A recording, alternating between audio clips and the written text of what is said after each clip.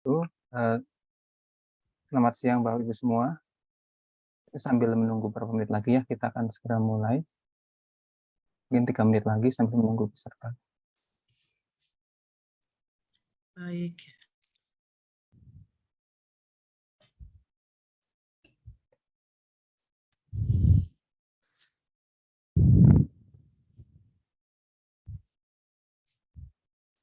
Gimana Mas Nur, sehat? Alhamdulillah. Pak Wisnu gimana kabarnya? Alhamdulillah. Ini dengar kan? Kedengeran kan? Terdengar Pak. Gimana kabarnya Pak Wisnu? Sehat-sehat? Alhamdulillah sehat. Sibuk ya Pak Wisnu? Ya lumayan lah di Bio Farmaka. Assalamualaikum Pak Wisnu, apa kabar? Waalaikumsalam Pak Arif. Ya setiap minggu Bapak ya udah kayak selebritis. Enggak juga lah. Kayaknya ada terus. Saya ngikutin terus Pak. Makasih atas sharing-sharingnya. Sama-sama.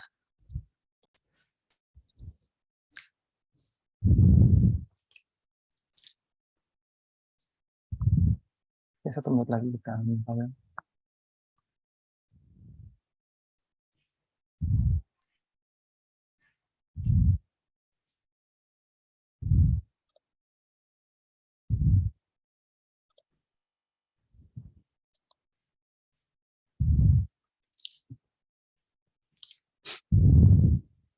Oh iya Pak, sebagai informasi yang daftar kemarin terakhir jumlahnya 467. Ini yang terbanyak Pak dibanding sebelum-sebelumnya. Jadi ini luar biasa. Saya kurang tahu nih, yang membuat ramai Pak Wisnunya, temanya atau apanya? Enggak tahu. Pokoknya saya sebarin aja udah gitu. Oh, oke.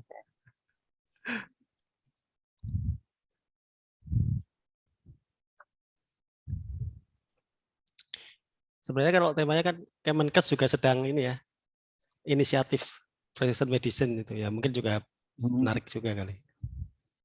Ya itu yang satu data kesehatan kencang mereka tuh kerja sama sana sini.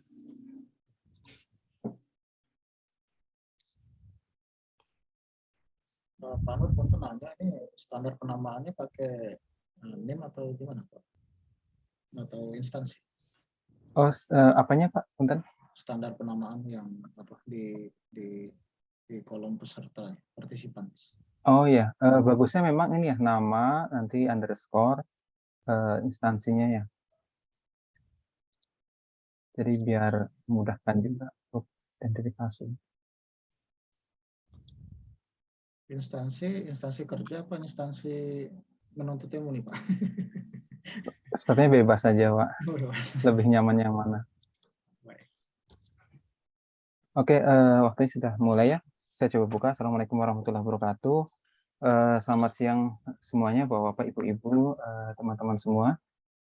Senang sekali di kesempatan yang di sini cerah ya, di Bandung ya. Cerah ini kita bisa berkumpul lagi di event AI Talks ITB. Ini merupakan bagi yang baru pertama ikut.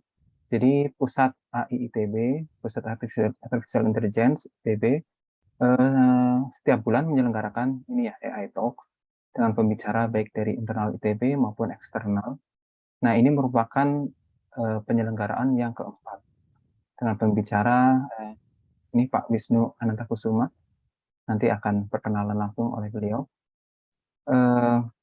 Dan temanya adalah seputar tema umum dari AI Talks ini ada seputar AI, baik itu secara teori maupun aplikasinya di berbagai bidang. Spesifik untuk kali ini adalah aplikasinya di bidang kesehatan atau kedokteran ya. Mungkin bukan kedokteran, kesehatan mungkin karena lebih nggak spesifik ke dokteran ya Pak Wisnu. Ini disebutnya kesehatan atau kedokteran? Ini ya. Kategori ini pengobatan tuh apa ya? Bisa ke farmasi, bisa ke dokteran. Oke, ya. Yaitu sebelumnya pernah juga untuk aplikasi astronomi, pernah untuk aplikasi untuk matematik. Kali ini tentang pengobatan. Sebelum menginjak ke acara berikutnya saya mungkin coba bacakan dulu ya sedikit kayak tata aturan ya, tata tertib AI Talks kali ini. Yang pertama, saat webinar berlangsung, bagi peserta yang lainnya harapannya suara dan video nggak harus muncul ya, tapi kalaupun mau muncul silahkan. Tapi terutama ini ya suara jangan muncul karena maksudnya di mute saja karena takutnya mengganggu pembicara. Jadi bagi peserta yang lain silahkan suaranya di mute, matikan. Kalau video dipersilahkan mau off boleh, mau diaktifkan boleh. Kecuali nanti ada biasanya ada sesi foto bersama. Nah, ketika foto bersama diharapkan semua kameranya dihidupkan. Kemudian jika ingin bertanya, nanti ada sesi tersendiri di akhir, cuman bisa juga ketika sudah terbayang di chat saja. Jadi ketika chat tuh sebenarnya bisa kapan saja di chat silahkan. Cuma kalau ingin bertanya secara langsung, nanti waktunya di akhir setelah pembicara menyampaikan materinya. Kemudian jadi ketika nanti ada peserta yang bisa jadi tadi ya nggak mematikan, kemudian mengganggu keberjalanan acara, nanti bisa dikeluarkan oleh admin. Dan nanti untuk sertifikat ya, jadi harapannya sampai akhir silahkan mengikuti, nanti di akhir akan ada validasi oleh tim admin, kemudian nanti akan dikirimkan via email link untuk mendownload ini sertifikat ini e-sertifikat atau elektronik sertifikat. Oke, mungkin itu saja sedikit tentang tata tertib acara kita kali ini.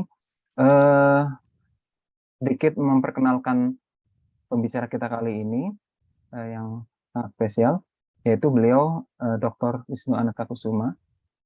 Kalau di gelar resminya Doctor of Engineering, kalau nggak salah Dr. Eng. Beliau adalah saat ini sebagai dosen di Departemen Ilmu Komputer IPB University dan juga peneliti di Tropical Biopharmaca Research Center di IPB. Kemudian juga beliau sebagai koordinator di Bioinformatics Working Group di FMIPA IPB, dan penelitiannya adalah seputar machine learning, high performance computing, dan bioinformatics. Beliau menyelesaikan studi S3-nya di Tokyo Institute of Technology. Kebetulan saya kenal beliau pertama kali ketika sama-sama studi di sana. Dan beliau punya banyak ini ya kerjasama, salah satunya juga dengan IMERI di UI, dan salah satu studi yang baru saja terbit itu terkait dengan pemanfaatan machine learning untuk obat herbal. Untuk itu ada kesempatan kali ini beliau akan membawakan dengan judul The Role of Artificial Intelligence in Precision or Personalized Herbal Medicine. Seperti apa sebenarnya peran dari AI untuk pengembangan precision atau personalized medicine, herbal medicine? Nah, mungkin langsung saja kita serahkan ke Pak Wisnu. Kalau ingin memperkenalkan lebih jauh, dipersilakan. Pak Wisnu, dipersilakan. Ya, terima kasih Mas Nur. Saya share screen dulu ya. Sudah bisa belum, Pak? Ya? Sudah bisa share atau masih di disable? Sudah bisa.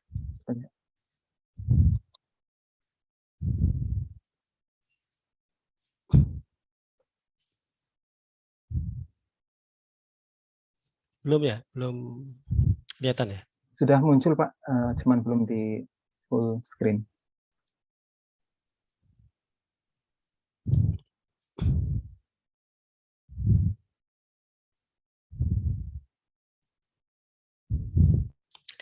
Ya, baik. Baik. Bismillahirrahmanirrahim. Assalamualaikum warahmatullahi wabarakatuh. Terima kasih pada Mas, saya manggilnya Mas ya, Mas Nur Ahmadi ini dulu sama-sama kuliah di Tokyo Institute of Technology ya. Juga kepada Bapak Ibu sekalian yang hadir pada acara yang sangat bermanfaat ini ya, yaitu sharing ilmu. Jadi gini, di sini kita sama-sama sebenarnya saling belajar ya. Karena saya bukan dari bidang farmasi atau kedokteran, sebenarnya masih banyak hal yang menjadi pertanyaan yang mungkin kalau kita bisa berkolaborasi itu akan bisa terjawab pertanyaan-pertanyaan tersebut. Kemudian karena ini di pusat Artificial Intelligence ITB, jadi nanti dalam presentasi saya tidak akan menjelaskan tentang AI karena sebenarnya saya bukan di lab AI tapi di Bioinformatics, jadi AI sebenarnya hanya digunakan. Justru nanti ingin mendapatkan masukan dari teman-teman di pusat AI ITB ini. Nah, saya ingin membawakan judulnya The Role of Artificial Intelligence in Precision Medicine harusnya, tapi karena saya bekerjanya banyak di herbal, di pusat studi biofarmaka, masa saya sisipin kata herbal di situ. Karena sebenarnya secara keseluruhan hampir sama ya, cara pencarian obat konvensional dengan obat herbal hampir sama, cuma justru yang menjadi kelebihan dari obat herbal tentu saja dari perspektif kami sebagai peneliti pasti mengatakan ada kelebihannya, itu adanya prinsip multi komponen multi target. Jadi kalau obat konvensional biasanya mentarget satu target tertentu dari sebuah senyawa tunggal, kalau ini justru multi komponen multi target. Jadi untuk membuat sebuah treatment atau pengobatan yang holistik itu punya peluang lebih besar gitu. Dan yang kedua, karena sekarang eranya big data, di mana big data itu bermainnya dengan network analysis biasanya salah satunya toolsnya, dan ini sangat klop sekali bagaimana kita menerapkan network analysis untuk pencarian obat herbal ini. Baik, saya ingin berkenalan sedikit tentang kelompok riset kami ya. Jadi begitu pulang ke Indonesia tahun 2012, sebenarnya riset saya waktu di S3 di Tokyo Institute of Technology itu tentang next generation sequencing. Tapi karena sampai pulang ke sini mencari sequencer itu susah karena mungkin jarang yang punya. Baru ketemu tahun 2014 BB Biogen punya itu, maka pada saat itu risetnya agak sedikit berbelok. Nah, tapi tetap akhirnya terkait juga. Ya, tahun 2012 itu saya mulai membentuk dengan teman-teman di IPB kelompok riset bioinformatika. Kemudian tahun 2013 oleh FMIPA menjadi sebuah working group ya, yang alhamdulillah sampai sekarang masih eksis dengan webinarnya, yang kalau Bapak Ibu pernah dengar webinar kami sudah sampai ke seri 21 ya, lumayan. Kemudian disitulah kita mulai mengembangkan riset mengenai drug target interaction dan network pharmacology. Kemudian tahun 2014 baru ketemu yang memiliki NGS, yaitu baru tahu gitu ya dari BB Biogen, mungkin sekarang sudah jadi BRIN ya. Nah, itu dimulainya riset mengenai varian calling atau SNP calling, tapi waktu itu untuk pertanian tentu saja, untuk tanaman kedelai. Nah, kita waktu menghasilkan SNP, kalau yang sebelumnya yang network pharmacology ini menghasilkan IJAH Analytics. Dan kemudian tahun 2018 kita sudah mulai mensosialisasikan ide precision medicine ini di IMERI FKUI. Kemudian berusaha untuk mengintegrasikan antara IJAH Analytics dan SNP genotype ini. Sampai sekarang masih belum terwujud secara secara real ya, baru modul-modulnya yang sudah tersusun. Nah, kita juga membiasakan melakukan seperti yang dulu sering dilakukan tentu saja oleh yang pernah kuliah atau studi di Jepang, itu pasti biasanya melakukan klub buku atau jurnal gini ya. Nah, ini kita melakukan rutin Jumat pukul 4, membahas bukunya yang mungkin wajib bagi orang yang mau meneliti tentang network analysis, yaitu Network Science karangan Albert Laszlo Barabasi. Dan kemudian ini tidak hanya kemudian berkembang nih, tidak hanya bimbingan kami aja, tapi alumni-alumni pada ikut untuk mendengarkan klub buku ini. Seperti itu. Baik. Pada kesempatan ini mungkin saya langsung saja ingin menunjukkan sebuah artikel ya yang pernah dimuat di Nature tahun 2015 tentang personalized medicine. Jadi pertama, mungkin saya nggak tahu apakah ini pertama kali dimunculkan terminologi personalized medicine ini, tapi itu motivasinya adalah sebenarnya dari sekian banyak obat yang digunakan itu sebagian besar justru kurang efektif dan bahkan menghasilkan efek samping. Ya, yang biru-biru berarti yang berhasil, yang merah-merah ini ternyata kurang efektif atau malah menimbulkan efek samping. Nah, kemudian muncullah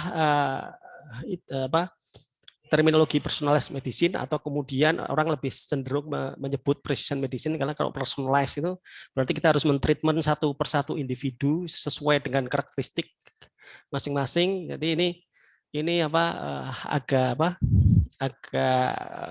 tentu saja cost-nya tinggi ya biasanya seperti ini. Tapi kalau precision medicine mungkin bisa saja bukan individu, tapi misalkan maknanya lebih luas ya, bukan hanya individu tapi bisa juga profil dari suku atau mungkin dari sekelompok individu gitu. Jadi bukan hanya individu. Selain itu, kata precision juga bermakna bahwa kita bisa dengan lebih tepat menentukan target yang akan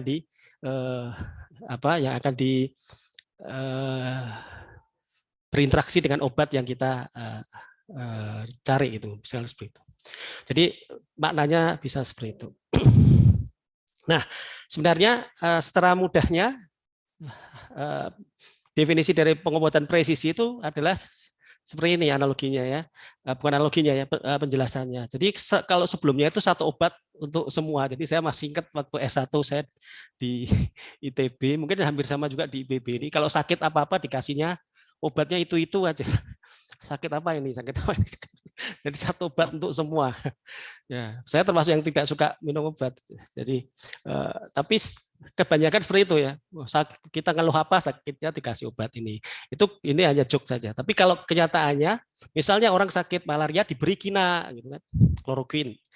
Tapi saya pernah baca di artikel, saya lupa ya, saya cari-cari belum ada, bahwa ada sebuah suku di Afrika yang kemudian diberi obat kina itu bukannya sembuh malah meninggal, banyak yang meninggal. Nah, ternyata setelah diteliti ada di dalam gen atau genom atau genet, di faktor genetik ya, di dalam gennya atau DNA-nya terdapat sebuah namanya single nucleotide polymorphism atau varian yang terbawa terus turun-temurun menjadi single nucleotide polymorphism yang justru memberikan reaksi yang tidak menguntungkan ketika diberi kloroquine seperti itu. Nah, oleh karena itu kemudian muncullah ide itu atau pendekatan baru namanya pengobatan presisi, di mana kita memulai dengan mencari biomarker dari misalkan kalau ini dikaitkan dengan kesehatan manusia ya berarti dari manusia ya. Kalau dikaitkan kesehatan hewan ya berarti hewan. Nah, ini misalnya kesehatan manusia. Kita bisa dengan biomarker itu kita bisa membuat profil dari beberapa sekelompok atau manusia ini bisa kita kelompok-kelompokkan sesuai dengan profil genetiknya seperti itu. Dan masing-masing profil ini mendapatkan treatment yang berbeda seperti ini. Sehingga diharapkan yang sebelumnya satu obat untuk semua, di mana mungkin yang bekerja dengan baik juga banyak, tapi yang tidak efektif juga banyak dan efek sampingnya juga banyak. Ini diharapkan dengan cara seperti ini, memberi obat yang sesuai profilnya itu akan meminimalkan efek samping dan meningkatkan efektivitas dari pengobatan tersebut. Ini definisi dari pengobatan presisi.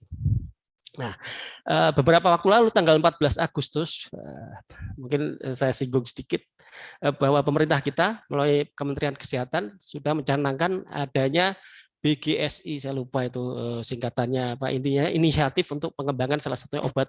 Pertama biobank ya, jadi menyimpan data-data genetik dari, kalau nggak salah yang mau ditarget itu 10.000 manusia Indonesia sebagai tahap awal ini, kemudian nanti akan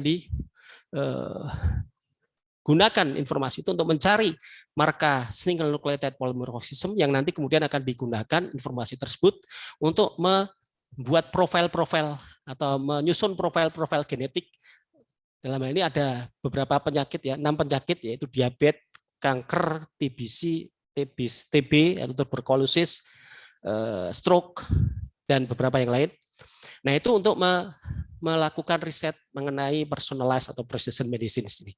Dan ini risetnya diharapkan melibatkan banyak institusi, tidak hanya BRIN maupun peneliti di beberapa perguruan tinggi, tapi juga industri, termasuk mungkin harusnya pusat-pusat ini mudah-mudahan ada yang tertarik nanti, pusat artificial intelligence, jadi nanti bisa sama-sama berkolaborasi.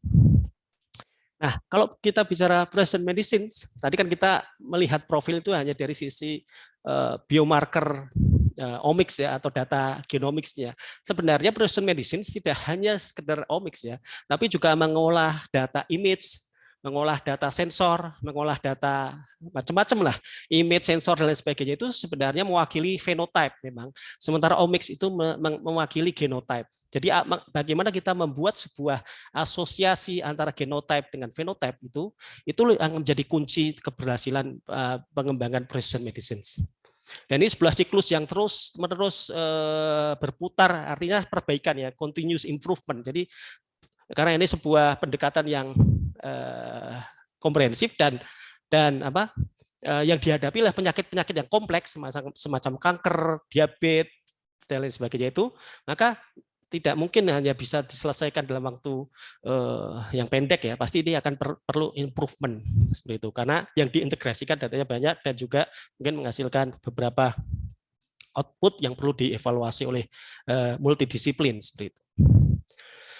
Nah, kita mungkin hanya akan fokus di dalam AI Talks ini hanya akan membicarakan tentang omics dan bagaimana asosiasinya dengan phenotype tertentu ya, misalnya dengan phenotype. Tapi mungkin nanti akan lebih mengerucut lagi bagaimana mencari obat presisi, tapi obat herbal ya, dalam tanda kutip, karena saya bekerjanya di herbal.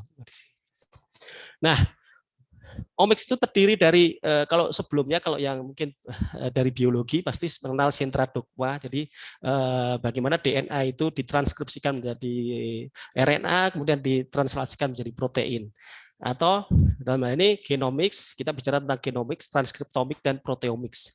Di mana di dalam genomics itu ada marka yang penting, misalkan yang tadi sudah pernah saya sebut single nucleotide polymorphism, jadi sebuah basa tunggal ya, basa tunggal di posisi tertentu yang membedakan dia dengan referensinya. Jadi kalau orang Indonesia ini kemudian dimappingkan genomnya ke genom manusia reference, genom human reference yang dulu mungkin dihasilkan lewat Genome Project ya, Human Genome Project dulu, maka bisa jadi kita bisa menemukan varian-varian yang berbeda dengan referensinya dan itu mencirikan profil mungkin orang Indonesia misalnya seperti itu.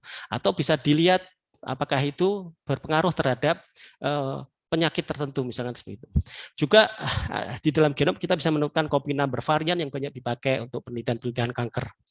Sedangkan di transkriptomik mungkin yang diperlukan adalah bagaimana ekspresi gennya itu, apakah dia mungkin mengalami upregulated atau downregulated dan juga protein ya, ekspresi protein. Tapi sekarang omics ini berkembang tidak hanya tiga aspek tadi, tapi ada yang namanya epigenomics yang mungkin Bapak Ibu yang dari biologi atau kimia itu lebih paham ya tentang DNA methylation. Jadi kaitannya dengan bagaimana misalkan orang merokok itu kemudian bisa mempengaruhi atau membuat, saya kurang paham ya, tapi bisa mempengaruhi DNA dalam genomnya. Nah itu ilmu yang dipelajari epigenomik.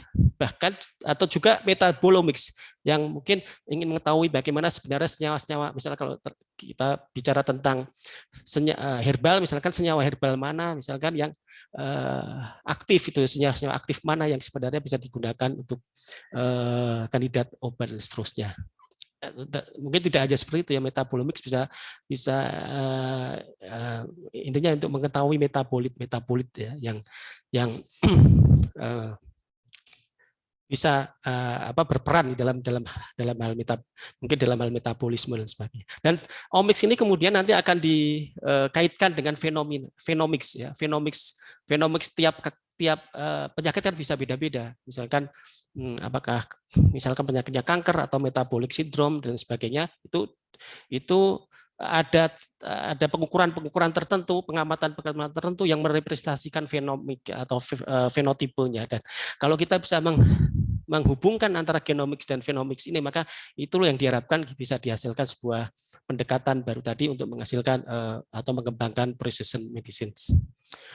Nah, sebenarnya ada banyak problem di dalam pengembangan precision medicine, tapi untuk di dalam diskusi ini, mudah-mudahan nanti bisa memantik diskusi juga, itu ada yang mau ditampilkan ada 3 ya. Yang pertama, bottleneck itu adalah, ini kan karena kenapa kok tidak mudah ya precision medicine itu diselesaikan. Di luar negeri pun baru mungkin 10 tahun atau 8 tahun yang lalu, 10 tahun lah mungkin. Jadi tidak terlalu ketinggalan sebenarnya kita ya. Nah, ada dua hal. Yang pertama, bottleneck pertama itu tentang knowledge. Ya. Jadi DNA itu kan menghasilkan high throughput data ya, atau data yang sangat banyak.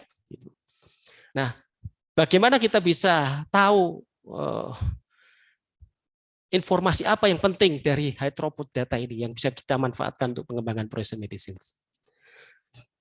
Kemudian yang kedua, setelah tahu itu, maka bagaimana kita bisa menemukan mungkin polanya dan lain sebagainya, atau informasi itu bisa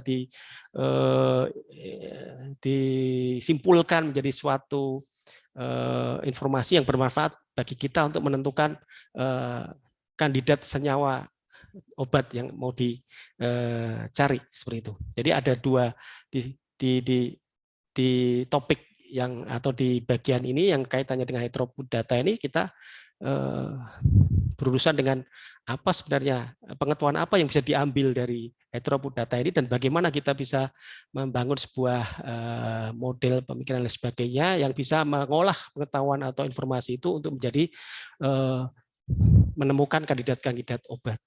Dan itu tentu saja artificial intelligence dan bioinformatik menjadi key atau menjadi kuncinya untuk bisa menyelesaikan ini. Nah, bottleneck pertama atau knowledge bottleneck itu misalkan pertanyaan-pertanyaannya seperti ini. Apa gen yang penting? Jadi gen apa yang penting di antara gen-gen yang banyak itu yang penting seperti apa? Kalau mau diperluas lagi antar gen-gen itu saling berinteraksi nggak untuk bisa mempengaruhi fenotipe tertentu misalnya. Nah, mungkin pertanyaan lain mungkin what drugs might be applicable? Obat apa yang mungkin bisa applicable itu bisa diterapkan untuk menginhibit atau untuk berinteraksi dengan gen tersebut atau protein tersebut. Nah, ini bisa saja dilakukan manual eksperimental di lab, tapi agak sulit kalau dilakukan scale up. Jadi akan banyak biayanya maksudnya.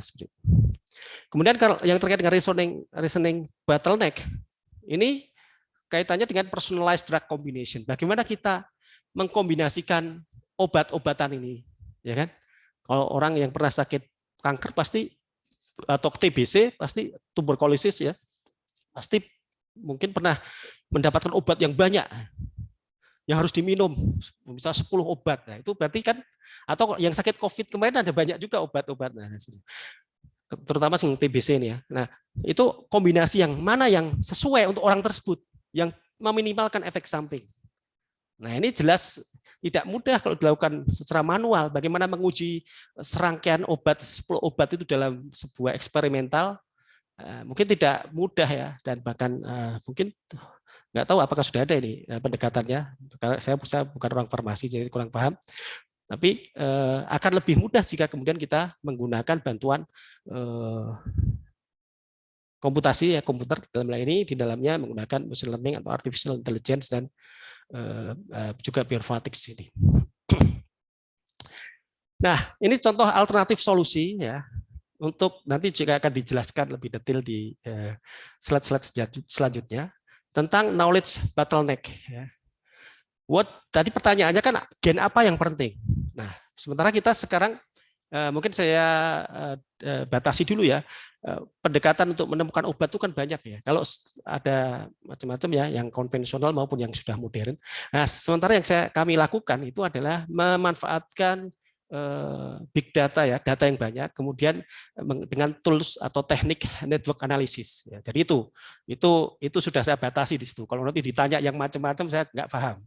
Nah, jadi bagaimana memanfaatkan data-data yang sudah disimpan di dalam database yang bisa diakses publik seperti PubChem, UniProt, OMIM, macam-macam itu, yang sebenarnya itu juga sebagian besar juga hasil eksperimen ya, yang sudah valid juga, yang ada macam-macam sih penggolongannya, ada yang sudah divalidasi, ada yang eksperimen tapi mungkin belum tervalidasi dan sebagainya, atau bahkan dari paper-paper yang ada di PubMed yang kemudian kita lakukan text mining gitu untuk melihat misal di abstraknya itu kita bisa mengetahui ada pernyataan yang mengatakan bahwa senyawa A itu memiliki interaksi atau bisa berinteraksi dengan senyawa B dan seterusnya.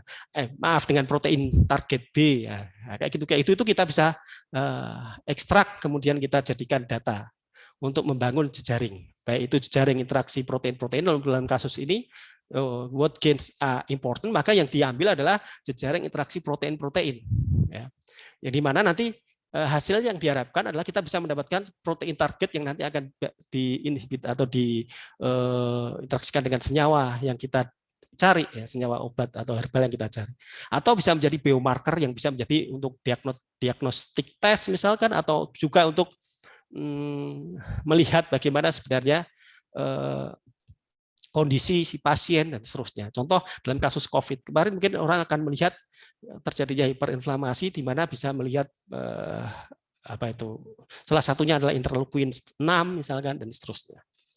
Nah, what drugs might be applicable? Ya, ini berarti terkait dengan bagaimana kita membangun sebuah atau melakukan pencarian obat, dalam ini dengan memodelkannya menjadi drug target interaction. Dalam ini drug itu adalah senyawa, targetnya itu adalah protein atau gen.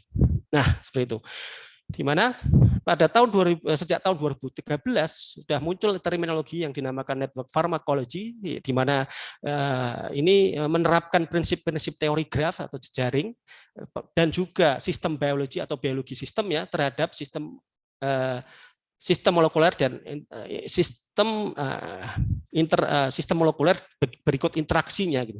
Maka kita bisa mendapatkan informasi mengenai bagaimana gen-gen itu saling berinteraksi, gen dengan penyakit dengan protein atau gen dan seterusnya. Nah, alternatif untuk reasoning bottleneck, karena ini sudah menyangkut personalized, maka berarti mau tidak mau yang paling akurat adalah melihat sisi genotype atau genom atau genotype dari makhluk tersebut, dalam hal ini manusia. Jadi bagaimana kita melihat dalam hal ini markas SNP ya, single nucleotide polymorphism yang dimiliki itu apakah memiliki asosiasi dengan fenotype-nya, seperti itu. Misalkan kalau orang itu sakit kanker, apakah benar bahwa kalau ada misalkan SNP di gen ini itu memang berasosiasi dengan kemungkinan berkembangnya penyakit kanker apa, misalnya seperti itu.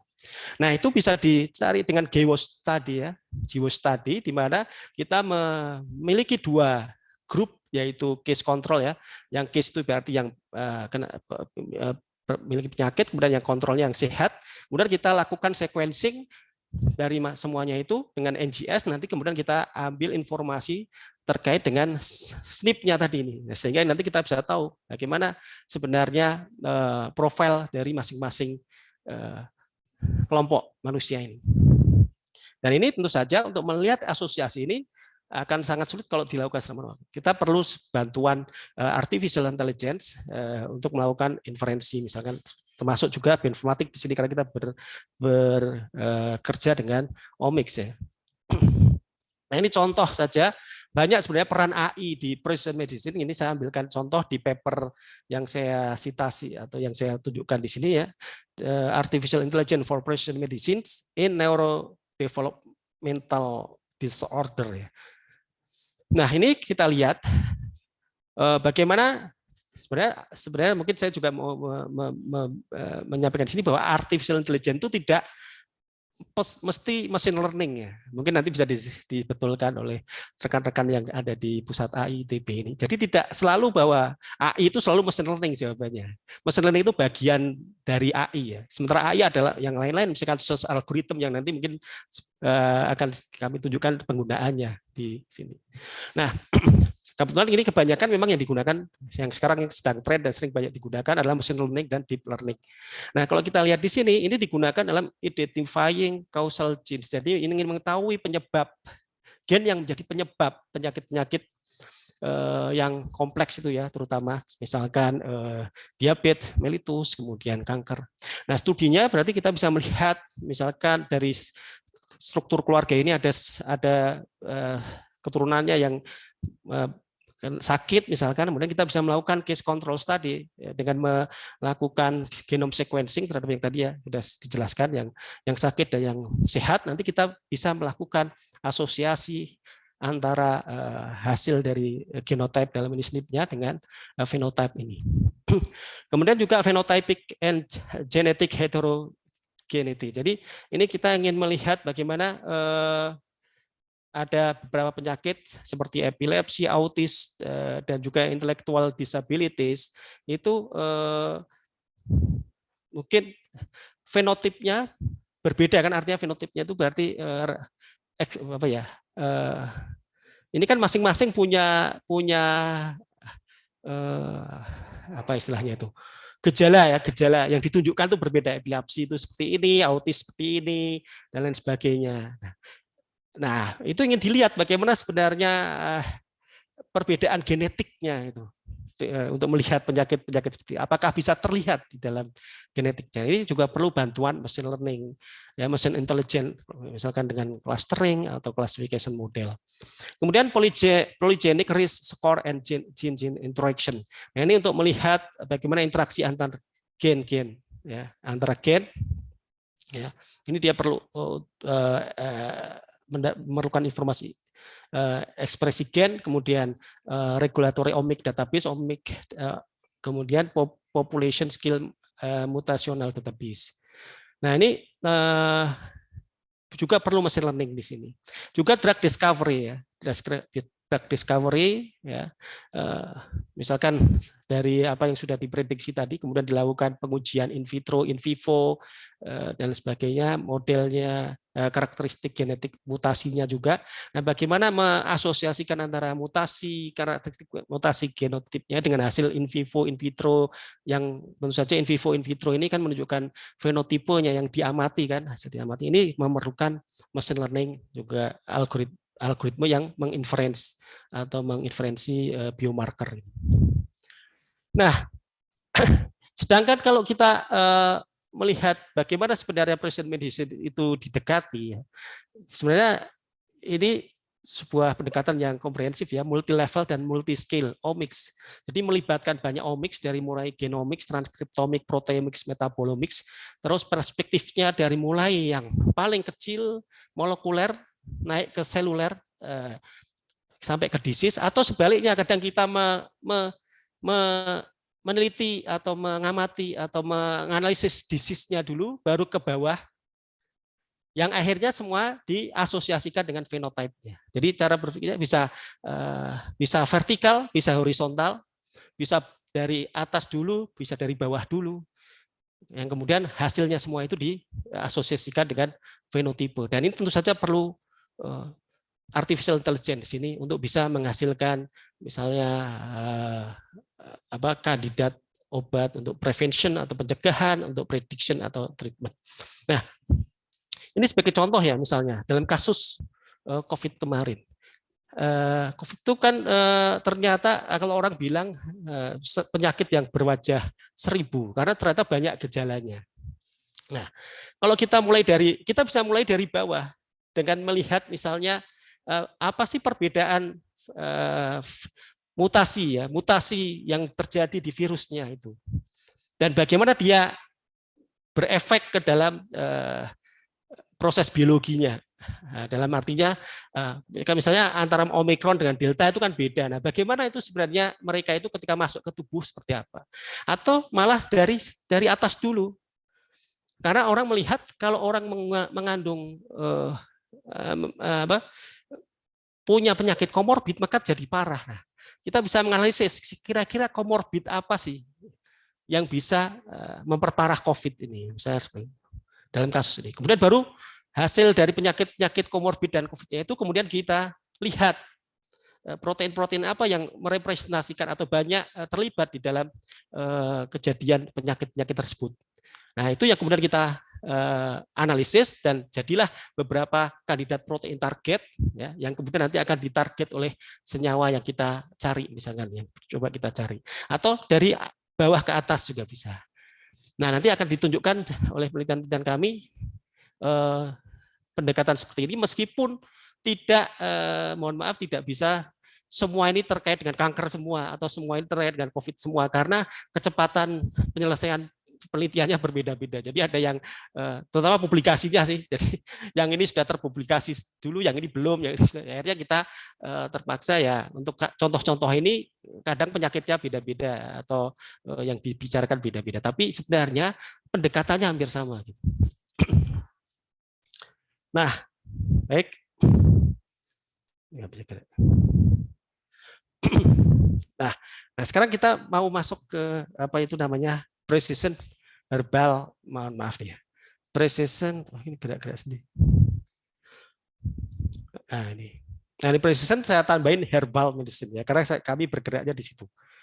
Nah, saya ingin berikan contoh dulu bagaimana perbedaan pencarian atau peneliti-peneliti dalam mengeksplorasi atau mengelaborasi kekayaan alam kita untuk dijadikan obat herbal. Yang paling umum dilakukan adalah mereka start atau mulai dari sebuah tanaman tertentu, kemudian langsung diuji, misalnya in vitro, toksisitasnya, in vitro, in vivo, khasiatnya apakah memang bisa untuk inflamasi, misalnya seperti itu. Apakah misalkan daun kemuning atau kemuning itu bisa untuk inflamasi, langsung ke situ. Nah, ini yang sering banyak dilakukan oleh peneliti-peneliti, terutama dari farmasi, kimia, dan sebagainya. Ada juga pendekatan yang kedua, yang namanya reverse pharmacology. Itu kita mulai dari senyawa atau tanaman-tanaman yang sudah diwariskan turun-temurun dan sudah terbukti dipakai secara luas oleh masyarakat, tetapi tidak bisa diproduksi besar-besaran mungkin dalam skala untuk bisa diresepkan oleh dokter misalnya, karena belum jelas penjelasan ilmiahnya gitu. Nah, dari sini kita bisa melakukan namanya reverse pharmacology dengan menggunakan tanaman-tanaman yang sudah tadi diwariskan turun-temurun itu, kemudian mencoba mengurai mekanismenya dengan bantuan network pharmacology ini. Jadi misalkan tanaman ini di dalamnya ada senyawa apa sih? Senyawa ini kalau kita urai itu ternyata bisa berinteraksi dengan protein-protein atau gen-gen ini. Gen-gen ini ternyata ada kaitannya dengan penyakit itu. Nah, belum lagi kalau kita masuk ke dalam gen ontologi, berarti kita bisa tahu dia ada di proses, dia terlibat dalam proses biologi apa, juga di pathway yang seperti apa gitu. Bagaimana interaksinya. Nah, ini reverse pharmacology. Sedangkan yang kita lakukan di sini adalah big data, analisa atau pendekatan big data, dalam ini saya menyebutnya mungkin bioinformatics dan network pharmacology approach ya. Itu adalah memulai dari mengeksplorasi targetnya dulu. Berarti kalau tadi kan mulai dari tanamannya, ini kita mulai dari penyakit atau targetnya dulu. Jadi kita dapatkan targetnya, terus dari targetnya kita melakukan pengayaan, melihat ke proses biologinya dan lain sebagainya, cek pathway-nya, bahkan juga menambahkan informasi kalau ada profil genetik tadi. Kalau ini kita mau membuat precision medicine ya, precision medicine. Kemudian baru target dan informasi genetik atau profil genetik tadi itu bisa kita gunakan untuk membangun drug target interactions. Kalau herbal ya berarti senyawanya senyawa herbal, kalau konvensional ya konvensional. Dari situ baru kemudian kita menghasilkan kandidat senyawa yang kita validasi dengan molecular docking dan simulasi dinamika molekuler. Setelah itu baru dibuktikan secara in vitro, in vivo, dan uji klinis ya. Seperti itu. Tetap perlu uji klinis. Dan jadi saya perlu tegaskan bahwa apa yang kita kerjakan ini itu semua berupa kandidat. Jadi belum bisa langsung kita menyimpulkan klaim ini pasti bermanfaat, ini pasti efektif, enggak. Itu tetap harus memerlukan uji di lab ya. Ada peraturannya kan dalam pengembangan obat ya, dari mulai uji vitro, uji preklinik sampai klinik. Nah, kita ingin kenalkan, karena saya itu sukanya memotivasi diri saya sendiri, maka saya buat sebuah framework ya. Framework yang kita nama iPrime supaya selalu bersemangat gitu. Kalau nggak dikasih nama kayak gini nggak bisa bersemangat. Jadi saya membayangkan terciptanya sebuah sistem ya untuk pencarian obat herbal, dalam hal ini precision herbal medicine ya, kita namain iPrime ya, Indonesian Precision Herbal Medicine. Jadi saya punya 3 aplikasi sih inginnya. Yang pertama tadi IJAH Analytics yang formulasi senyawa, ya.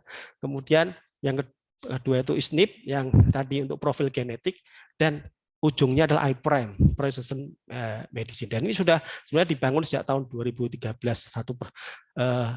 Visinya itu sudah dibangun sejak tahun 2013 ketika saya pulang dari S3.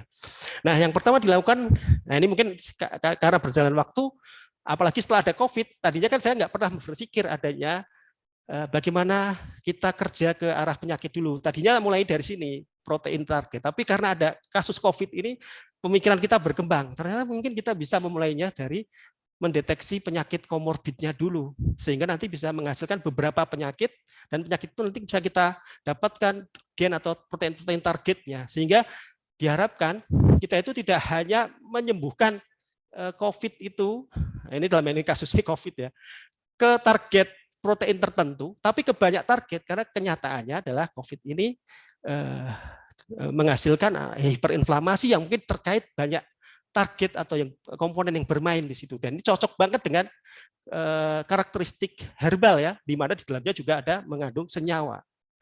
Jadi cara berpikirnya seperti itu. Senyawa yang banyak itu, komponen yang banyak. Jadi multi komponen, multi target, bukan single komponen, single target. Jadi melihat pandemi ini memang ada hikmahnya bagi terutama bagi penelitian kami ya. Nah, bagaimana kita melakukan apa itu namanya? Pendeteksian comorbid disease itu, ini sudah dimuat ya di Applied Network Science terbitan Springer Nature ya.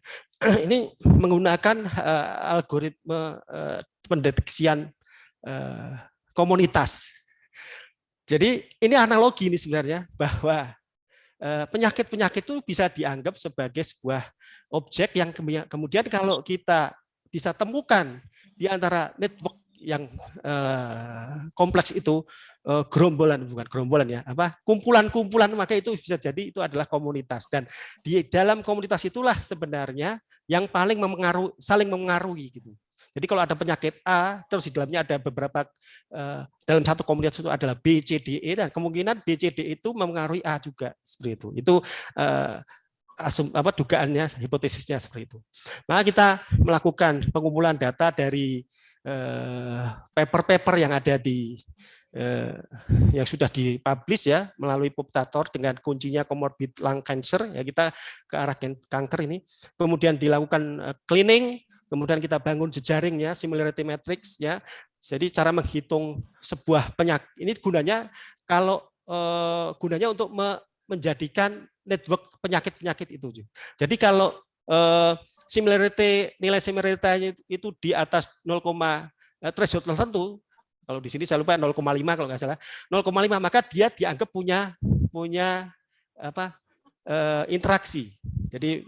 Jadi kita cari misalkan penyakit A dan B, kemudian kita melihat informasi di HPO, Human Phenotype Ontology ya, dalam hal itu, kemudian kita ukur jaraknya dari antar dua penyakit itu dengan cara mengukur jarak masing-masing ke rootnya. Nah, dari situ nanti kita bisa tahu dia jaraknya kedua penyakit ini berapa. Kalau lebih dari 0,5 maka digambarkan interaksinya. Kemudian kita setelah mendapatkan networknya, baru kita lakukan pendeteksian komunitas. Kita coba 20 algoritma dan juga menggunakan 5 modularity, ya, 5 persamaan modularity. Kemudian baru diurutkan dengan memanfaatkan topologi matriks yang ada di dalam teori graph, misalkan degree, banyaknya edge ya, kemudian between centrality dan closeness centrality.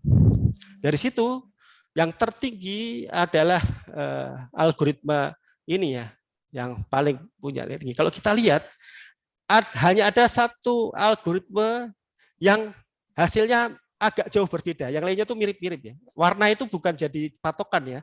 Warna ini hanya karena dari Cytoscape-nya memberikan warna yang random. Tapi bentuknya ini kita lihat bentuk untuk label propagation yang menganut semi supervised learning dengan Leuven yang greedy atau dengan spin glass ini hampir sama mirip ya, cuma bedanya misal di sini. Tapi Chinese Whisper itu beda banget. Kenapa? Karena dia menerapkan mungkin algoritma hard clustering. Hard clustering artinya sebuah komponen hanya boleh di-assign ke salah satu cluster. Nah, dari kelima itu, kalau kita majority voting atau kita overlapkan hasilnya, maka ada empat penyakit yang mengaruhi atau yang menjadi komorbidnya lung cancer, yaitu vascular disease, immune system disease, bone disease, dan pancreas disease. Kita tidak sampai ke validasi lab atau apa, tapi kita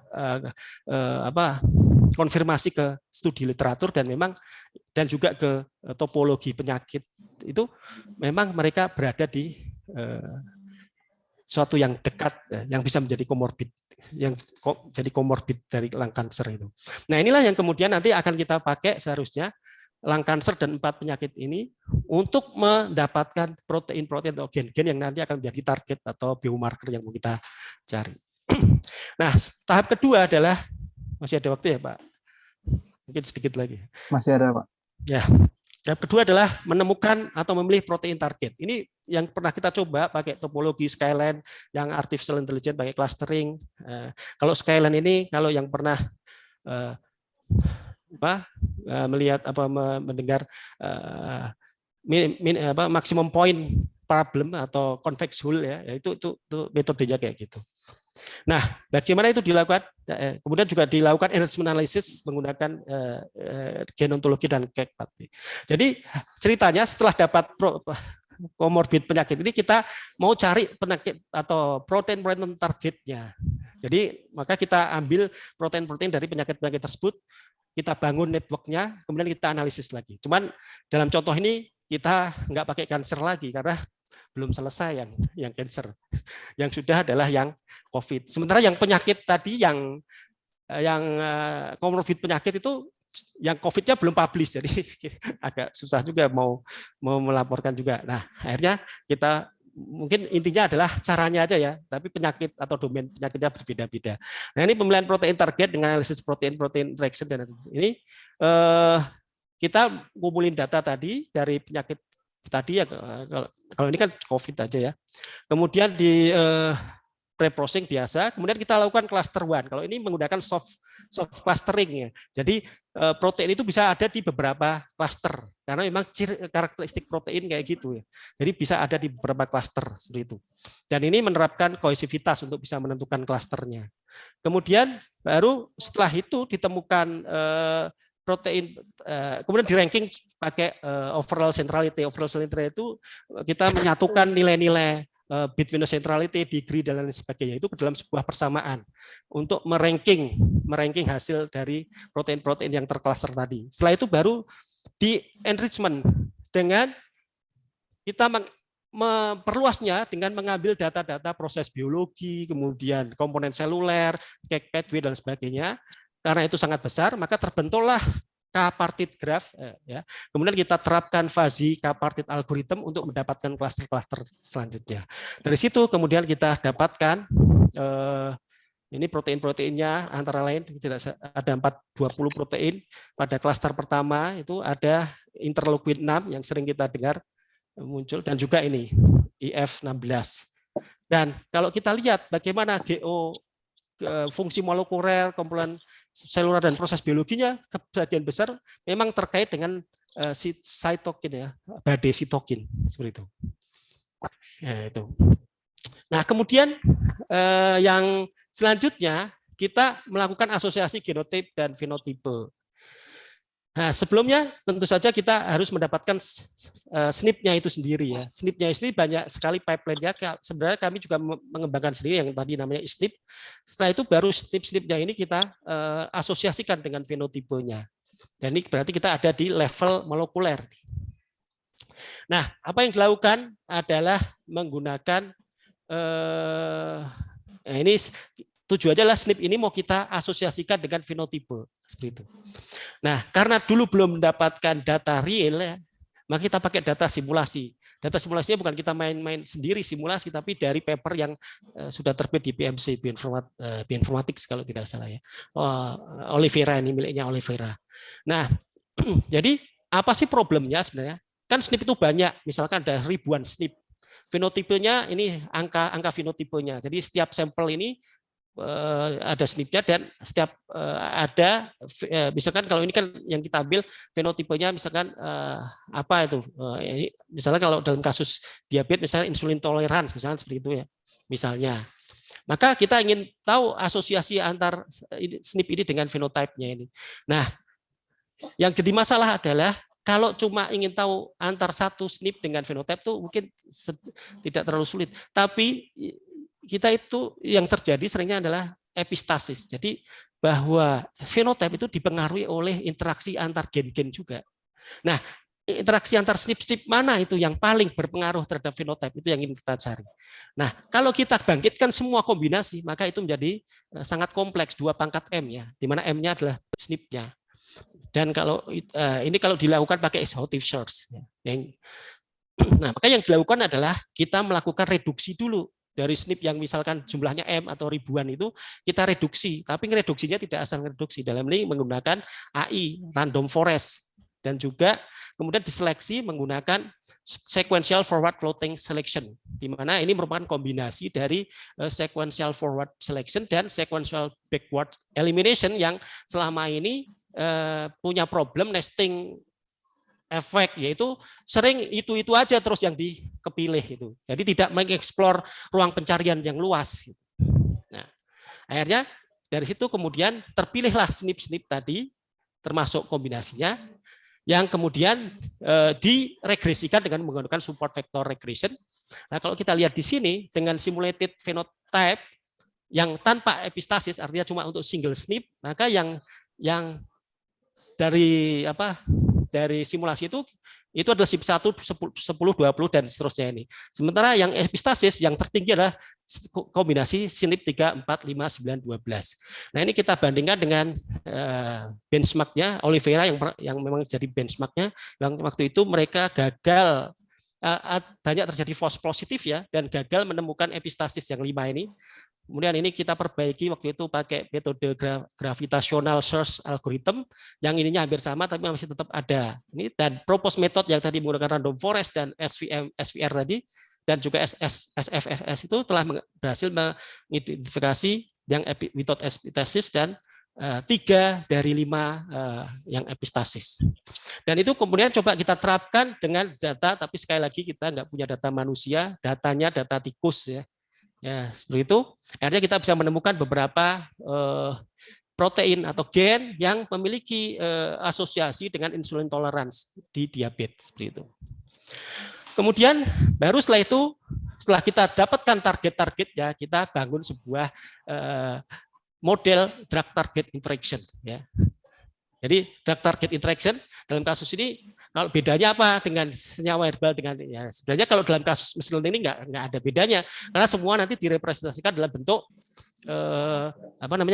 feature-nya sama yaitu fingerprint, dan fingerprint atas senyawa herbal maupun senyawa konvensional tidak berbeda. Nah, ini kita gunakan binary classification awalnya, kemudian diperbaiki menjadi multi label classification.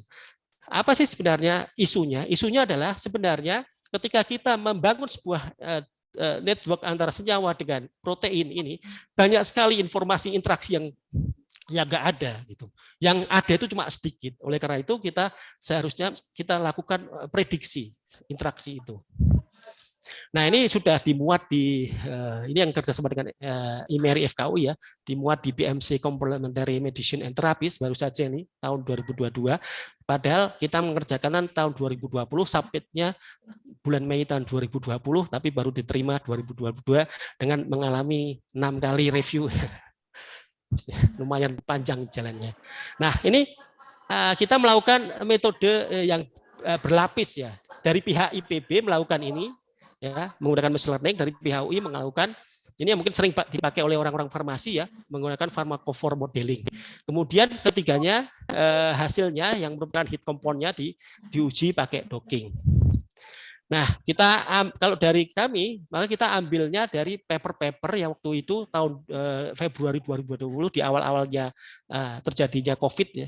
Kemudian kita bangun drug target interaction Yang jadi problem adalah yang terjadi adalah datanya tidak seimbang. Maka harus kita lakukan balancing dengan oversampling, menggunakan oversampling dan undersampling ya, menggunakan beberapa algoritma oversampling.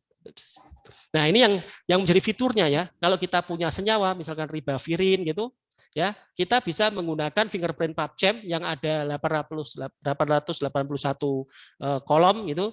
Misalkan senyawa ini itu apakah ada nitrogennya kalau ada nilainya 1, apakah ada oksigennya ada 1, apakah ada N apa ini bacanya ya saya lupa, N dengan ikatannya 1 tunggal ada seterusnya. Sedangkan untuk proteinnya itu menggunakan dipeptide composition, ini kita bandingkan ya. Ada kalau pakai dipeptide itu berarti 22, kita ambil 22. Terus kita hitung frekuensi kemunculannya seperti itu. Nah, itu ada 400 fitur. Nah, kalau kemudian kita gabungkan ya dari senyawanya dan proteinnya dan kelasnya karena dia binary cuman ada ada satu kolom maksudnya, nilainya bisa 0 bisa 1. Nah, seperti itu.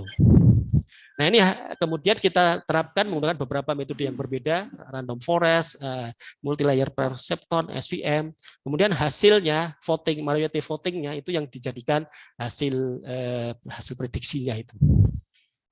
Nah, kemudian hasilnya dibandingkan dengan yang dari UI, terus yang hitnya diuji pakai docking dengan kontrolnya lopinavir, senyawa yang dipakai, obat yang dipakai untuk COVID, dan diperoleh hesperidin, camferol dan seterusnya, beberapa senyawa flavonoid yang banyak ditemukan di Pseudomonas guajava dan Moringa olivera ya, atau Citrus aurantium juga. Jadi yang paling banyak di jambu biji dan kelor. Nah, ini juga karena ada kelemahan dari klasifikasi binary classification, kita lakukan multilabel classification. Ya, jadi kalau tadinya fiturnya itu antara senyawa dan protein, sekarang yang jadi fitur adalah hanya senyawanya aja, sementara proteinnya jadi label. Ya, seperti itu. Jadi proteinnya jadi label. Contoh senyawa ini mungkin kalau dia berinteraksi dengan protein IKBKG, maka dia nilainya 1. Kalau tidak berinteraksi dengan TNF, nilainya 0. Misalnya seperti itu. Nah, seperti itu kemudian masuk ke multilabel, dalam ini menggunakan stack autoencoder dan DNN. Sebelumnya kita sudah melakukan riset sendiri dengan benchmark data dari Yamanisi yang terkait DTI itu, sehingga ditemukan arsitektur yang paling optimal adalah SAE DNN.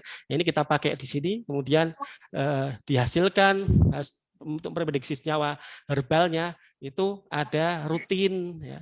Itu ada di daun teh, mengkudu, kemudian ada mangira indica atau mangga, ada habatus sauda, ada jambu biji merah. Nah, tentu saja ini baru kandidat ya. Perlu kegiatan selanjutnya yaitu uji di lab, dan itu belum bisa dilakukan, belum dilakukan. Nah, ternyata kemudian kita juga menemukan, nah ini kan riset selalu berjalan ya. Ini yang terakhir, sebentar, bahwa menggunakan machine learning tadi itu atau AI yang machine learning itu ternyata banyak problemnya ya, selain tadi imbalance data, overfitting, kemudian high dimensionality yang akhirnya menyebabkan tiap metode itu kadang menghasilkan menghasilkan hasil yang berbeda-beda, sehingga ketika kita lakukan majority voting yang bahkan kadang ada metode ketika diberikan model yang misal dari SVM itu yang terjadi, dia itu ketika diberikan data baru tidak memberikan informasi satupun senyawa yang punya interaksi. Jadi padahal waktu training bagus, tapi ketika di testing jelek. Nah, akhirnya kita berpikir bagaimana supaya tidak mengatasi hal tersebut. Nah, salah satunya adalah menggunakan ini cara bipartite graph search optimization ya, pakai dalam hal ini membangun tree-nya itu, kemudian dari tree tersebut, jadi nanti akan saya jelaskan, dari tersebut kita lakukan traversing, jadi melakukan search algorithm ya. Kalau dalam AI ada search algorithm, bisa menggunakan depth first search, bisa best first search, dan juga breadth first search. Nah, jadi proper solution-nya adalah kalau sebelumnya kan kita hanya fokus dari senyawa dan protein, maka kita perluas menjadi tanaman ke protein, sehingga network ini akan kita simple atau kita kerucutkan menjadi bipartite plant protein yang kemudian bisa kita selesaikan pakai diperlakukan sebagai problem 01 knapsack problem. Terang, sila. Nah, ini contohnya. Pertama kita akuisisi data dari database publik ya untuk menghasilkan network ini network antara tanaman, senyawa dan protein. Ini antara senyawa dengan protein. Ini antara senyawa dengan senyawa herbal dan protein. Nah, karena kita kerjanya ke herbal. Nah, kemudian kita berusaha melakukan koneksi antara ketiga network ini, ya, dilakukan koneksi dengan cara mengukur similaritas antar senyawa dan mengukur similaritas antar protein. Kalau senyawanya punya kesamaan minimal nilainya 0,9 maka dihubungkan. Kalau proteinnya pokoknya ada thresholdnya sehingga itu akan terhubung sehingga akan terbentuk T1 tanaman, senyawa, protein dan penyakit. Nah, kemudian kita melakukan traversing dari penyakit dari C ke A. C itu adalah senyawa, protein dan penyakit. Ya. Dari sini ke sini sambil mencatat mencatat nilai-nilai similaritas tadi, sehingga di dalam adjacency list-nya kita bisa tahu bahwa senyawa ini punya, maaf nih, kayaknya ada yang bocor, penelitiannya bisa. Siapa yang bocor ya? Indah sama nggak tahu. Mohon maaf, yang lain tolong di mute.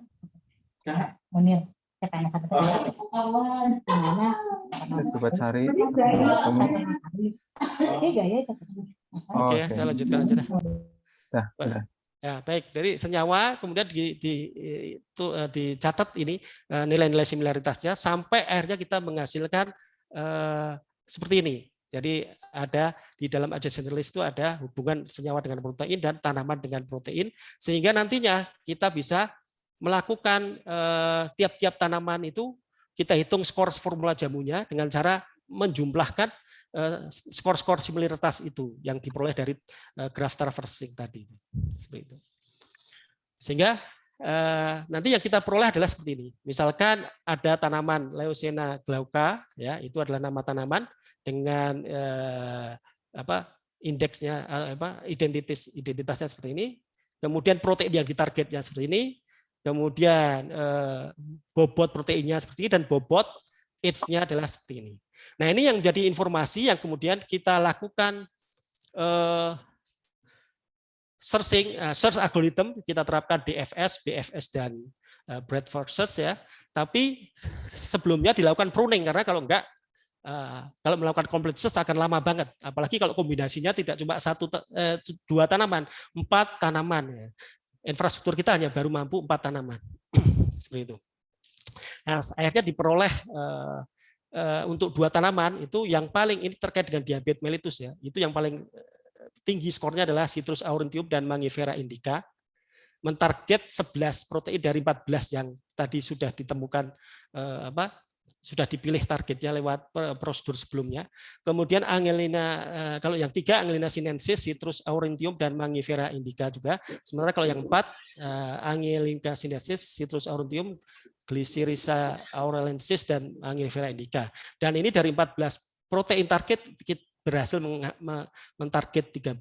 Ini untuk diabetes mellitus ya, seperti itu. Nah, bayangannya dengan 4 ini belum dibuktikan secara wet lab ya, termasuk klinis maupun preklinis maupun klinis. Tapi ini adalah kandidat yang kalau kita terapkan di sini bisa mentarget 13 protein yang terseleksi untuk penyakit diabetes mellitus. Cuman sebenarnya kita juga mengembangkan perhitungan sinergisitas ya, tapi baru sampai 2 senyawa. Kalau 4 senyawa masih belum bisa, karena belum tentu 4 tanaman, apalagi ini tanaman ini banyak senyawanya ya, belum tentu keempat-empatnya itu bisa bersinergi seperti itu. Nah itu perlu dicek lagi. Nah sebagai penutup, sehingga sebenarnya kita sudah membangun yang sebelumnya IJAH Analytics itu formulasi senyawa hubungannya dengan protein, drug target interaction yang bisa diakses di sini. ISDIP itu untuk mengidentifikasi single nucleotide polymorphism, tapi kita belum bisa melayani bagaimana orang misalkan dari publik itu submit hasil genomnya karena infrastrukturnya nggak memadai. Nah, kemudian kita gabungkan informasi itu sebenarnya melewati proses yang tadi sudah saya jelaskan satu persatu untuk menghasilkan precision medicine discovery system itu yang ingin kita lakukan. Oleh karena itu sebenarnya kolaborasi dari berbagai pihak, apalagi dari pusat AI ITB ini sangat diharapkan untuk salah satunya mendukung inisiatif dari Kemenkes ya yang mau membangun precision medicine. Nah, sebagai penutup saya ingin karena saya hidup di negara Pancasila, sila pertamanya ketuhanan yang Maha Esa, maka yang paling ingin saya sampaikan di sini adalah ternyata di dalam agama saya itu ada sebuah ayat yang sangat menginspirasi dan ini selalu saya sampaikan di pertemuan-pertemuan ilmiah maupun apapun ya, bahwa surat Fussilat 53 itu menunjukkan ada tanda-tanda kekuasaan yang besar di segala wilayah bumi. Ini bagi saya terjemahkan atau saya asosiasikan sebagai sebuah fenotype yang teramati dan pada diri mereka sendiri. Dan bagi saya terjemahkan sebagai genotype yang ada di dalam sini, DNA. Nah, kalau kita bisa membangun asosiasi antara genotype dan fenotype itu di berbagai bidang kesehatan, pertanian, dan sebagainya, maka insya Allah akan bisa dihasilkan produk-produk yang bermanfaat bagi banyak umat manusia. Dan kalau sudah bisa melakukan itu, seharusnya sebagai peneliti, sebagai akademisi, dan sebagainya, itu langsung larinya kesadaran bahwa ini semua dari Tuhan yang Maha Esa. Ya, jadi bukan sombong dan sebagainya, karena semua itu ternyata sudah diinspirasikan dan dituangkan di dalam kitab sucinya. Demikian, Mas Nur, terima kasih. Assalamualaikum warahmatullahi wabarakatuh. Waalaikumsalam warahmatullahi wabarakatuh. Terima kasih banyak kepada Pak Wisnu atas penyampaiannya yang begitu lengkap, begitu menarik. Ini ada beberapa pertanyaan. Mungkin untuk pertama saya coba ini ya, tawarkan ke yang ingin bertanya secara langsung dulu. Ini ada beberapa, diantaranya ada Pak Anjar Hermadi Saputro dan ini Pak Widya ya, Eka Nugraha. Ya. Silahkan Pak Anjar dulu, baru kemudian Pak Widya.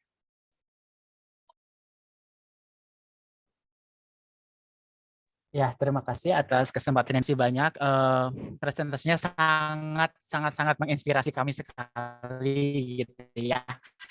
Jadi kebetulan saya Anjar, mahasiswa program doktoral Sekolah Farmasi ITB.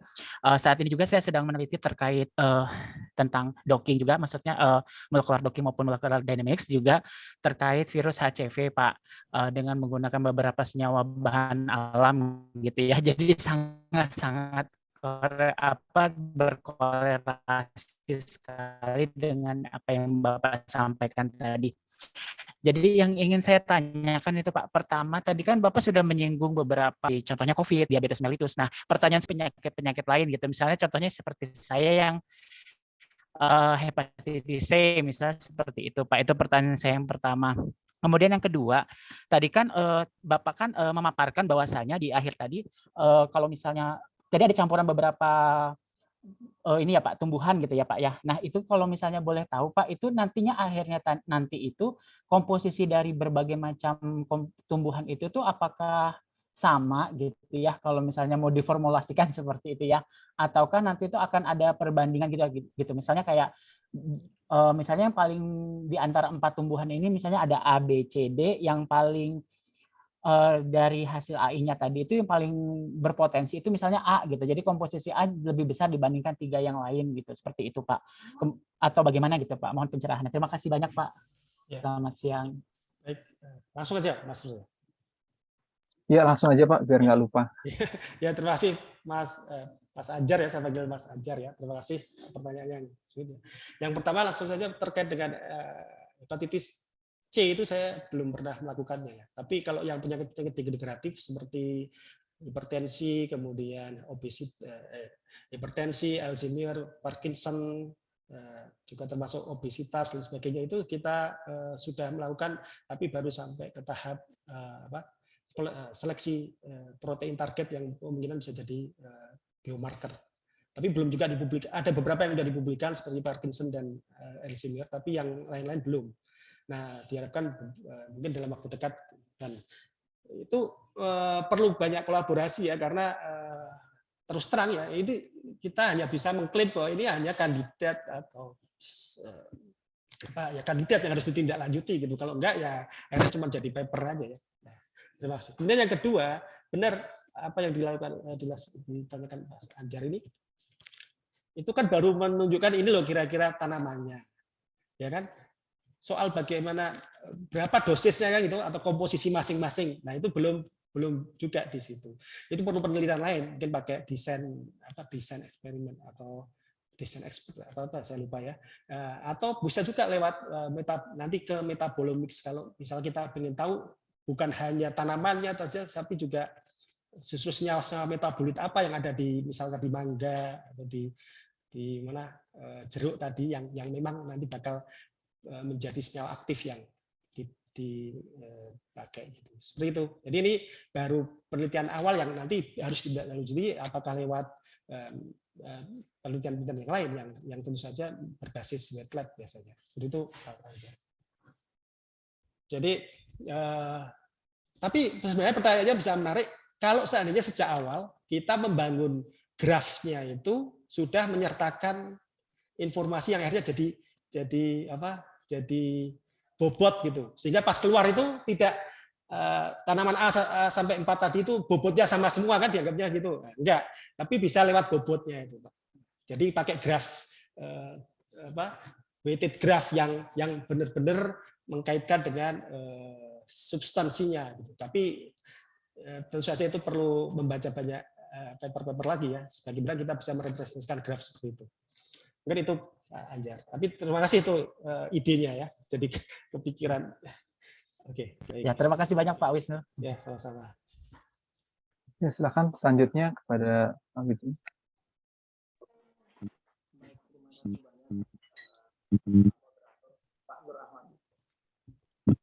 Ya, Assalamualaikum warahmatullahi wabarakatuh. Jumpa lagi Pak dari PIP. Pertanyaan saya kedua, yang pertama adalah saat ini saya punya suatu target protein yang kemudian kita tahu bahwa obat-obatan tertentu bekerja pada reseptor tersebut, misalnya katakanlah neurokinin gitu ya, untuk penggunaan sebagai anti muntah pada pasien-pasien pasca kemoterapi. Nah, kemudian kita ingin cari tahu apakah ada kandidat jamu-jamu yang sekiranya memiliki protein yang dapat bekerja pada reseptor tersebut. Nah, kemudian dengan metode yang tadi sudah dijabarkan kita ketemu, gitu ya. Nah, cuman kan seringkali kendala kita itu adalah apakah kita mampu mendesain suatu uji in vivo pada hewan coba yang barangkali reseptornya itu beda dengan manusia gitu ya. Bisa nggak kita menggunakan machine learning untuk mencari dari spesies yang ada sekiranya hewan coba apa yang bisa kita gunakan untuk mengetes komponen jamu tersebut gitu. Karena kalau menemukan komponen jamunya saya kira sudah pasti sangat visible ya dengan beberapa paper yang tadi sudah disebutkan. Nah, cuman kalau mencari hewan cobanya ini yang menurut saya mungkin menjadi tantangan untuk kita bersama supaya nanti kita bisa ujikan dan selanjutnya tentu dicobakan pada manusia. Barangkali kita bisa bekerja sama di bidang itu. Itu yang pertama. Kedua, penggunaan machine learning untuk public health ya. Bisa nggak kita mendesain dengan data yang ada, misalnya social network analysis gitu ya, di mana kita mau cari tahu nih di antara masyarakat kita itu siapa yang sebenarnya dia itu ingin berhenti merokok gitu. Dan hanya dengan butuh usaha tertentu yang katakanlah terjangkau gitu ya, dengan targeted market ya, mungkin istilahnya begitu, kita bisa menyebabkan perubahan perilaku dari yang merokok jadi berhenti merokok. Nah itu kira-kira gimana? Mungkin ini agak sedikit keluar, tapi mudah-mudahan Pak Wisnu bisa memberikan sedikit. Demikian, terima kasih. Ya, terima kasih Pak Widya. Ini rekan di IPB juga nih beliau ini. Sebenarnya gini Pak Mas Eka atau Widya ya, Widya Eka Nugraha. Oke, di IPB itu ada Pak Mawar Subangkit ya, kalau nggak salah. Beliau itu risetnya terkait dengan kayak gitu. Jadi mencoba mensimulasikan hewan model.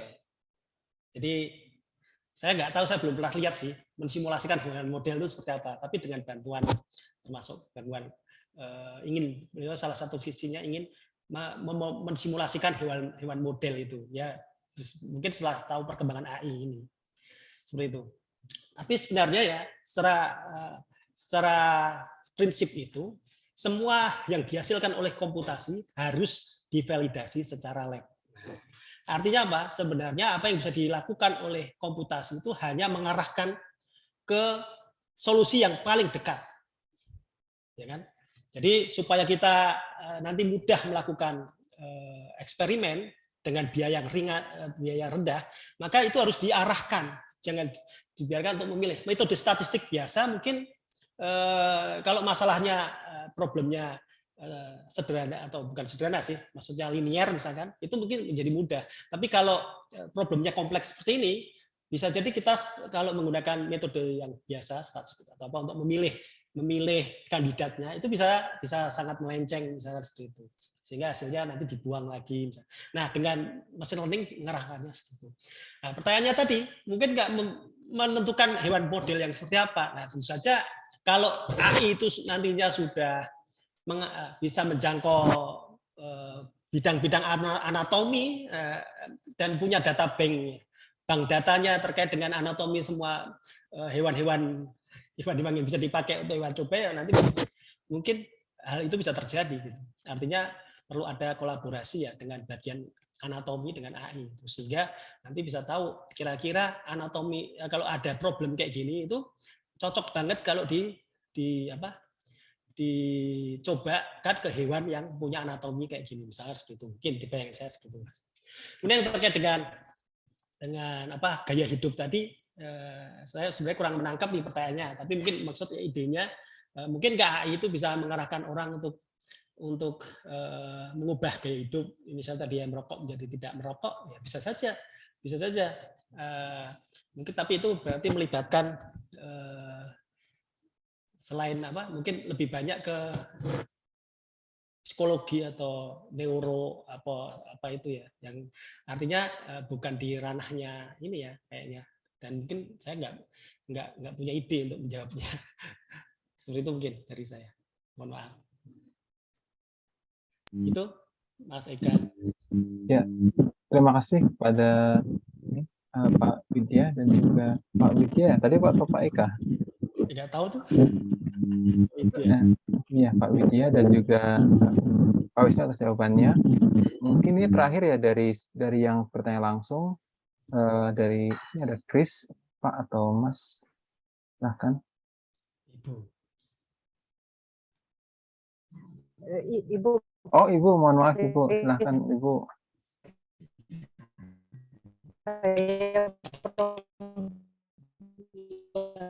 Ini yang putus-putus saya atau dari yang lain? Iya. Terima kasih saya telah diberi kesempatan bertanya, Pak. Misalnya sama untuk melakukan bagaimana efek daripada beberapa senyawa bioaktif, natural compound, terhadap beberapa protein target yang diperoleh dari KEGG untuk penyakit tertentu. Kemudian dalam machine learning-nya ditemukanlah bahwa ternyata senyawa-senyawa tersebut bersifat aditif terhadap obat standar yang digunakan.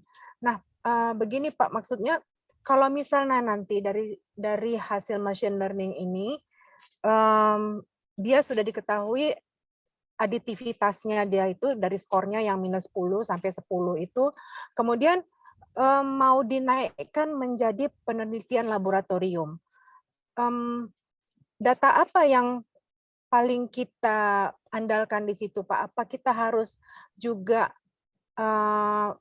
pakai mulai dari admetox-nya atau hanya cukup berdasarkan aditifnya saja, Pak? Atau bagaimana, Pak, baiknya, Pak? Terima kasih, Pak. Baik Bu Kris, ini pertanyaannya.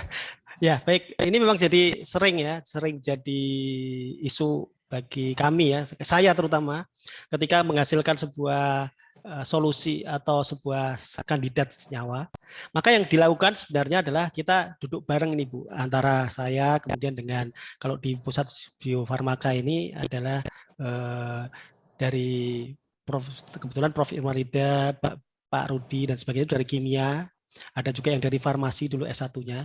Kemudian merancang bersama-sama kira-kira wet lab atau tindakan uji apa yang tepat untuk hal seperti ini. Seperti itu. Karena sebenarnya apa yang kita hasilkan itu hanya ini model kita itu masih prematur sebenarnya ya. Dari sisi kompleksitas kalau misalkan dibandingkan dengan model atau pekerjaan di lab ya. Karena kita hanya memanfaatkan data dari data yang terkumpul ya, yang bisa diakses oleh publik, yang kemudian kita bangun networknya. Kenapa kok kita berkeyakinan itu bisa membantu? Karena hampir sebagian besar problem-problem yang di domain yang lain itu penggunaan big data analitik itu sangat banyak membantu dan relevan. Misalkan contoh dalam kasus prediksi, kalau dalam sosial media ya, prediksi kemenangan soal politik, kemudian ada di ekonomi. Nah, dan di beberapa kasus yang kami alami juga hasil dari prediksinya itu juga tidak jauh menyimpang dibandingkan kalau menggunakan metode-metode yang sudah biasa digunakan ya. Misalkan kalau dibandingkan dengan menggunakan pharmacophore modeling. Nah, pertanyaan Ibu kan bagaimana kalau kemudian yang dihasilkan aditif dan itu bagaimana tidak? Nah, kita kalau saya pribadi ya saya nggak bisa menentukan ya. Tapi kalau kita kemudian duduk bersama nih dengan ahlinya kimia, farmasi dan sebagainya, kemudian kita jelaskan arti interaksi ini apa dan sebagainya, ini kayak gini. Nah, mungkin kita nanti bisa menyusun sebuah skenario selanjutnya. Apakah ini mungkin harus dilakukan prediksi ulang, misalkan lewat big datanya, karena mungkin ada bagian dari datanya yang kurang, misalkan, atau ada yang perlu dilakukan cleaning lagi atau perlu dilakukan ekstraksi fitur yang sesuai dan sebagainya, sampai kemudian memunculkan kandidat yang lebih sesuai untuk kasus-kasus tersebut. Seperti itu mungkin yang bisa saya jawab. Itu Bu. Apakah menjawab? Saya kurang tahu. Iya, kalau misalnya Pak, boleh izin nanya lagi. Kalau misalnya apakah bisa misalnya kombinasi beberapa compound, dilihat efeknya bersamaan penggunaan, maksudnya begini, misalnya 2 bareng-bareng atau 3 ya? compound. Ya. Iya, bareng-bareng. Ya. Jadi multiple dia ya. Bersamaan dengan obat standar gitu bisa dihitung juga. Apakah bertambah dia efeknya atau jadi sinergis? Sinergi atau gitu kan maksudnya? Iya, atau aditivitasnya makin meningkat, makin ke arah 10. Nah, begitu misalnya. Ya. Gimana? Oh gitu maksudnya pertanyaan. Bisa, harusnya bisa Bu, cuman yang kami kembangkan baru 2 senyawa. Jadi kalau kita membandingkan 2 senyawa, ini secara komputasi ya, jadi bukan secara lab ya. Menggabungkan 2 senyawa, apakah dia bersinergi atau tidak? Itu kita sudah ada, tapi belum dipublikasikan papernya. Tapi sudah bisa menghitung sinergisitas antara 2 senyawa. Digabungkan apakah naik 2 kali lipat, 3 kali lipat, atau malah justru turun, kayak gitu kan? Nah, iya. 2 senyawanya ini nggak harus senyawa herbal semua, bisa senyawa herbal dengan konvensional, terserah gitu. Nah, seperti itu kita sudah bisa. Kita kemarin mencoba 3 tapi belum belum bagus lah, maksudnya belum sesuai harapan. Nah, kalau itu nanti bisa, ya, mau 3, 4, 5 juga harusnya bisa. Seperti itu, Bu. Oh, ya Pak. Ya, dan itu makasih. semua menggunakan network basisnya. Jadi network dalam hal ini kalau ya saya sebutkan namanya NIMS ya. Saya lupa singkatannya apa kepanjangannya ya. Network apa gitu. Basisnya network tetap seperti itu. Jadi bisa itu memungkinkan sekali Bu untuk bantuan machine learning dalam hal ini atau AI untuk melakukan seperti itu. Yang selama ini baru bisa dua senyawa. Mungkin itu yang saya bisa jawab.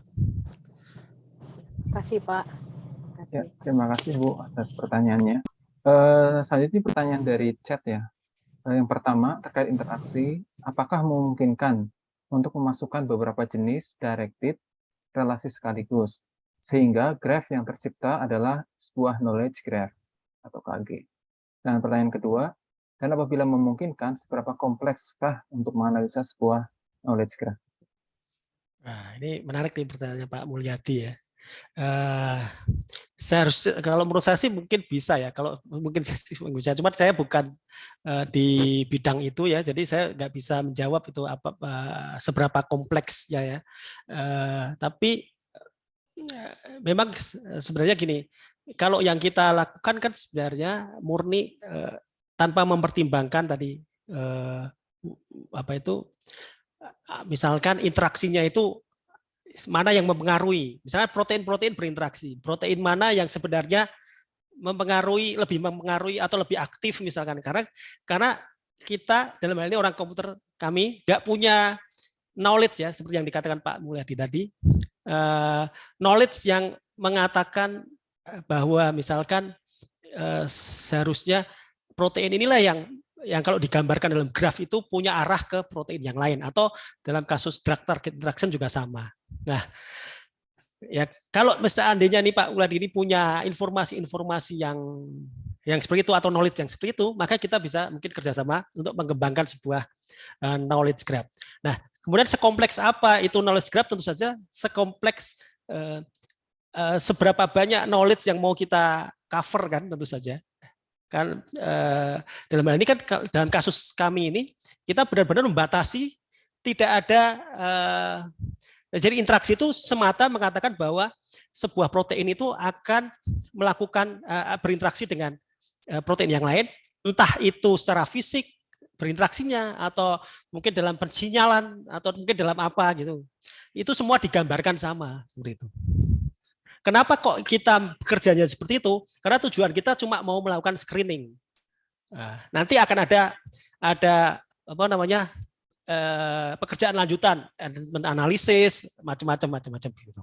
Nah, sementara kalau yang knowledge graph menurut saya itu sudah bukan screening lagi ya, tapi kalau misalnya kita bisa menggambarkan pengetahuan di balik interaksi antar protein itu apa saja. Nah, kemudian kita bisa menggambarkan knowledge-nya. Makin banyak consideration apa itu namanya, hal-hal yang dipertimbangkan masuk ke dalam situ, maka makin kompleks pasti seperti itu. Tapi makin baik tentu saja hasilnya seperti itu.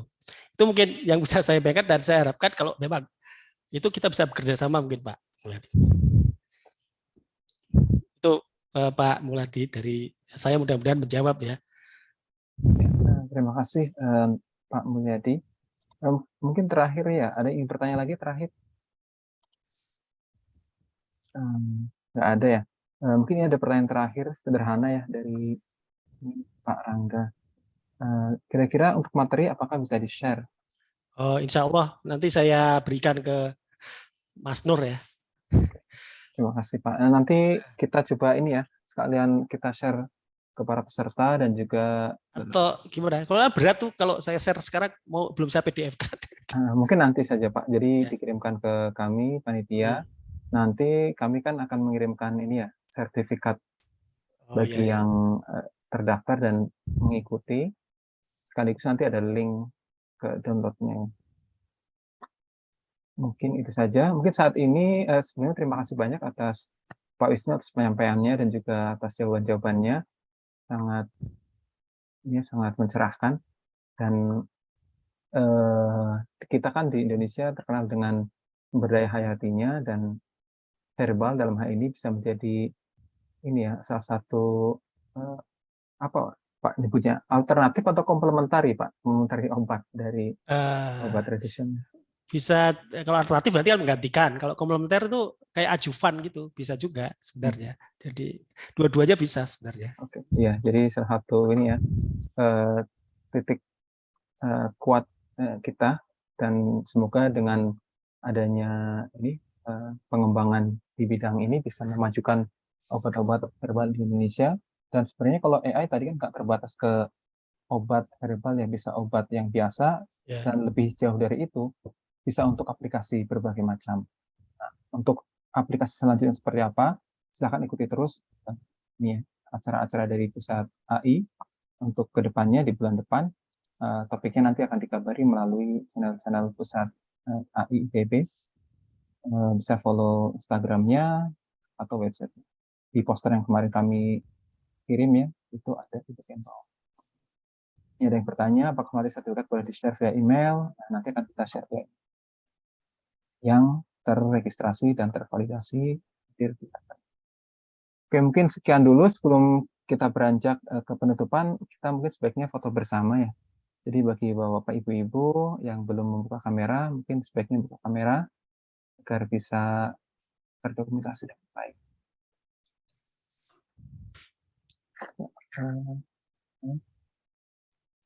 Saya mulai dari yang halaman pertama. Ya, 1, 2, 3, halaman pertama.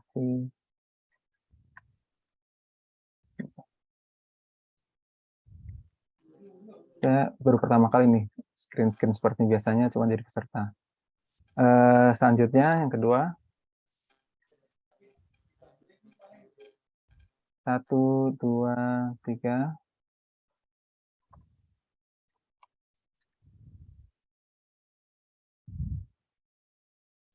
Yang ketiga, ini ada 6 ini ya halaman. 1, 2, 3.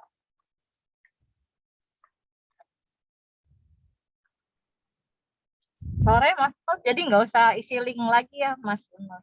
Nggak perlu ya Bu, karena nanti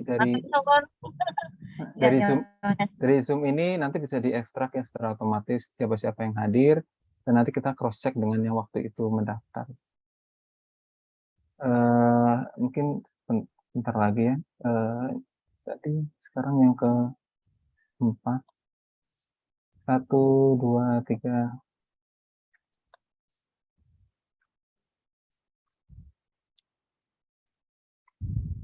Yang ke-5. 1, 2, 3.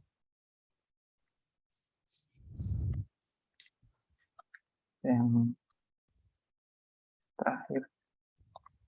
1, 2, 3. Oke.